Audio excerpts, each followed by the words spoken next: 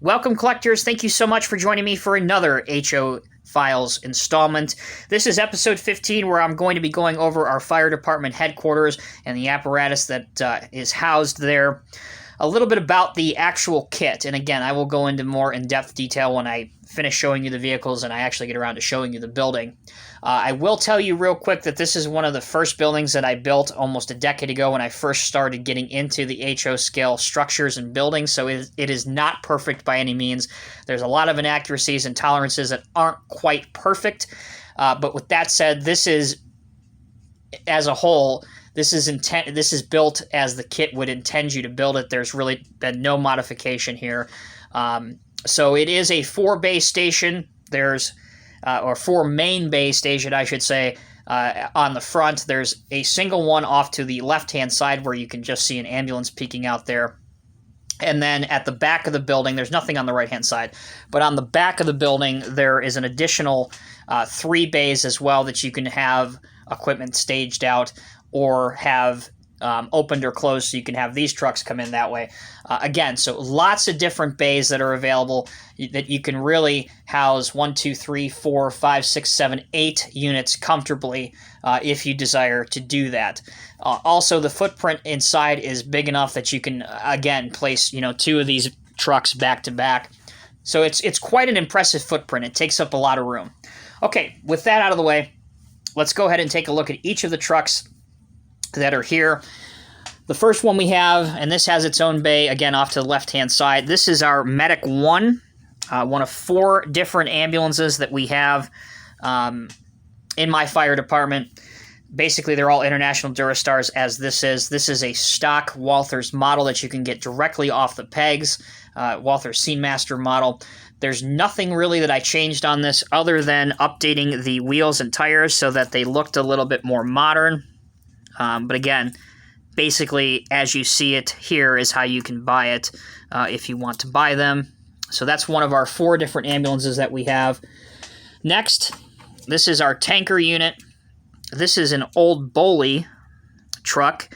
To date, Walthers has not taken up the fire tanker castings and remodified or retooled them, re-released them in the Walthers Scenemaster line. I hope they do, because it would be great to see some new ones.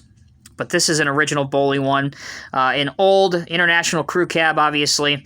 So this doesn't really see much action out of this station because, again, normally in industry and in urban settings, you're going to have plenty of fire hydrants and things available for it. But it's nice to have one here in case we do need it. In addition, there's one of these that's housed at the residential fire station. Again, that's in a little bit more rural area, suburban area. So it kind of would make sense to have one there. But we do have one here. Next, we have the Quint. So this is an interesting piece of kit right here. This is an interesting vehicle. So back in the early 90s, early to mid 90s, fire stations throughout the country were looking to have a single unit that could fulfill the duties of 5 different companies. So thus the Quint was born. So this truck has its own water supply. It has its own aerial ladder. It has some rescue equipment as well as some medic equipment. And it also offers basically its own interior pump as well in addition. So really there's 5 different capabilities that this truck has. And when you're at a fire department with a limited budget, you will often see these because they're so versatile. The correlation that I like to draw to this is it's kind of the backhoe loader of the fire service. It really can do everything. So that's why we have one here. Our big aerial ladder that we have that you have seen in the other fire department HO file video that I've done, and again, if you haven't seen that, I'll post a link right now to the top of the screen. That's our main aerial ladder that we use for putting a lot of... It has a nozzle on the front, so obviously we can use it to shoot water down and attack larger fires, but we also primarily use that truck for rescues because the ladder is longer. This is going to be here until it's replaced, and I have plans for a tower ladder truck that would be much more acceptable and really is kind of what we need here in the city. But this is the unit that's taking its place until that happens. Again, Walther's Scenemaster truck. Very stock. Nothing has been done to this whatsoever. This is exactly how you can buy it directly off of the pegs.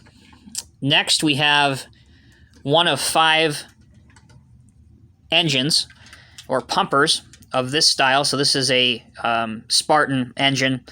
Again, we have one of these at the fire station that you've seen, and one of these here. And we have the other ones, again, strategically placed throughout the other fire stations.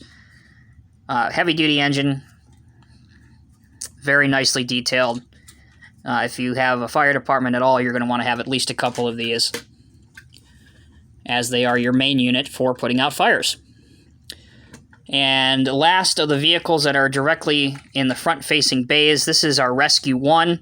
Truth be told, Scenemaster has this listed as a hazmat truck, which really you could have it as a hazmat or rescue. I have it as our main rescue truck because we have our own hazmat units, which you'll see some of them here in a minute. Overall, not a bad looking casting. Again, you can do a lot of detail on this if you wanted to. These light towers and things don't raise, but you could modify them so that they do. Basically, this truck goes out to all large working fires, some car accidents, high-angle rescues, anything that a rescue squad would be called upon. This truck would go out for that. It's one of the busiest units that gets dispatched from this station for sure. Next, and again, these trucks over here are normally inside, but just for sake of the video and showing you, I've taken them out. But you can fit literally all of these inside here, which is super cool. So this is one of our specialized units that, again, as its name would imply, really is not used too terribly often. But this is our urban search and rescue truck. This has been modified, including that light bar that I put on it, robbed from I believe it was a Matchbox Crown Vic, and I painted it up. But this is an old Bowley beverage truck, and similar, again, to a real-world application, many fire departments have taken old beverage trucks and retrofitted them as either hazmat units or urban search and rescue trucks, even mask units. So, again, very, very nice, capable unit to have, and it's especially important to have it in your city setting. So that's our truck there. Next one I have to show you, and I have done an in-depth review and look at this. This was a custom I had made by a good friend of mine, Cherokee Valley Railroad. Again, check him out if you haven't already. This is our mobile command center. So this truck is dispatched on all major incidents that require a extended period of time fire presence. So we can have all of our administrative and command staff operating on site, coordinating rescue efforts or directing whatever's going on. What's really cool about this is that this whole body itself was 3D printed and designed by him, and these sections here actually pop out, which I love. How cool is that? So when the truck is on scene, you can have these popped out and displayed. Also has some communications equipment on top, such as the satellite dish, etc., etc. The front part is just a standard Bowley International Durastar that fits with the rest of the fleet. But this, again, was designed, the body designed anyway, start to finish by him. Next, we have one of our brush units. And again, we have a couple brush units here, basically because our small station that's really in the woodlands area or the area that's less developed, that doesn't really have enough room to accommodate all of our brush units. So we have a couple brush trucks that are located there, but this is our main one. Again, another Bowley casting from back in the day, 2005 Durastar. And again, he can go out to almost anything. So we have him here. Another specialized piece of kit that we have. This is an old Road Champs city bus that I repainted and repurposed as a Merv, which is a major emergency response vehicle. A lot of cities have started getting these, and really they are nothing more than an old bus that has been completely stripped and redone from the inside out. And as much as these are used as a deterrent, they're also used for, obviously, as its name would imply, if any major incident occurs, these can house multiple different hospital beds, multiple different EMTs and doctors. And in the post 9/11 world, many cities have started getting these, especially bigger cities. FDNY, Fire Department of New York City, in particular, is famous for having these trucks. LA is another one. Chicago has some. So they are not used very often, but you may see these even parked at large sporting events, such as football games or anything that would, festivals, anything that would have a significant crowd presence, where perhaps if something does go sideways, they can have a large medical response team on site. So that is our Merv. Next, as I mentioned just a little while ago, I said we had a designated hazmat truck. Here it is right here. So this is our hazmat and decontamination truck. The trailer is essentially another beverage trailer that has been retrofitted and repainted for this purpose. The truck is just a simple 2-axle International Durastar tractor. Again, you see a lot of these in larger fire departments being used as hazmat and decontamination trucks. So again, not something that you see all the time, but it has a very specialized purpose. And again, in the post 9/11 world that we live in, more and more departments are getting grants for these vehicles. So it was important that we had one as well. And what's really cool is I think Prizer makes a hazmat fire department figure set, which I intend to acquire here shortly, and it just goes well with this. So that's our decon unit. Obviously, the rescue truck would go out with this as well. And last but certainly not least, and this unit is going to be reassigned once we do the new extension on the Station 4, as I like to call it, which is the fire department that's located in the residential area. This is our fire dozer set. It is housed here basically because, again, we have the room for it here, but also it is not something that's used very often. But it is important to have one, and we certainly have one. So the trailer is a Promotex Lowboy.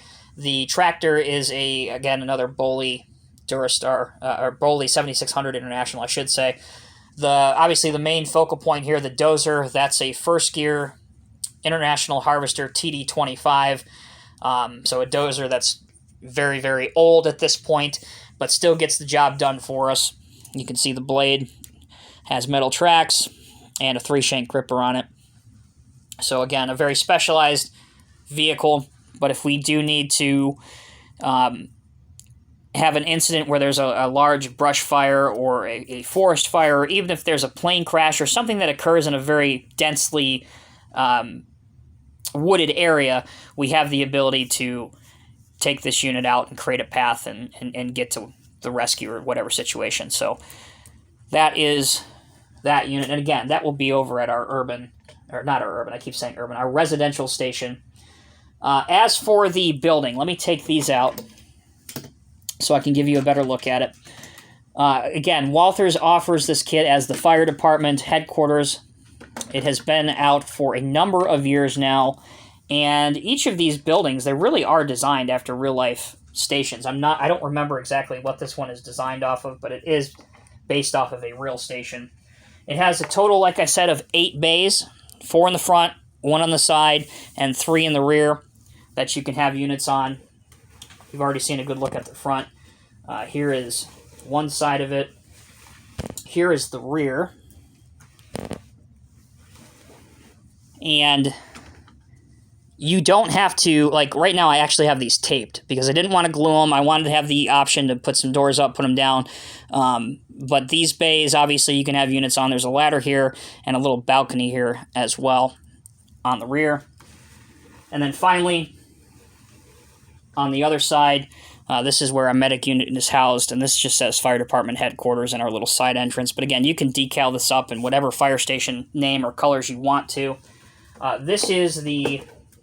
Hopefully this will appear on camera okay. This is the roof. Again, I can't get all of it on camera, but what's cool is that these little vents on top make good grabbing points, so you can carefully lift the top off of, again, which I never recommend gluing in place, because you can detail the interior if you want to.